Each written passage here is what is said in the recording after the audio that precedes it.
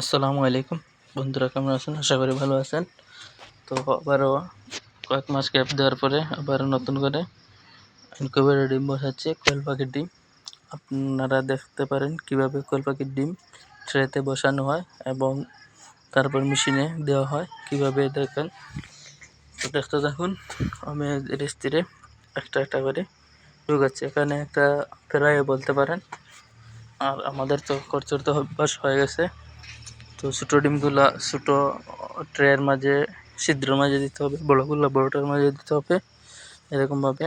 আর ট্রেগুলো আগে ভালো করে পরিষ্কার করে নিয়েছি, পটাশের পানি বলতে পারেন, আবার টাইমসেন দিয়েও বলতে পারেন, জীবাণুনাশক করে ফেলছি। তো এভাবে আপনারাও ধীরে স্থিরে বসাতে পারেন।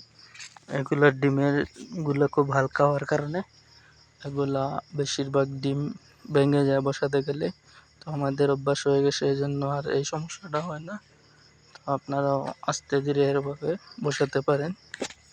তো এভাবে সারিবদ্ধভাবে সাজাতে হবে। আজকে আমাদের প্রায় 500 ডিম আছে, এগুলো একসাথে দিয়ে দিব। তো আপনাদেরকে হ্যাচিং কেমন হয় এগুলো দেখাবো। তো দেখতে দেখতে আমাদের প্রায় 500 ডিম সেটিং করা হয়ে গেছে। এটা আজকে দেব, সেটারে দেব। তো আপনারাও এরকমভাবে দিতে পারেন। তাহলে দেখুন, আমরা মেশিনে ডিম দিয়ে দিচ্ছি, এইভাবে আপনারাও দিয়ে ডিমের থেকে বাচ্চা ফোটাতে পারেন।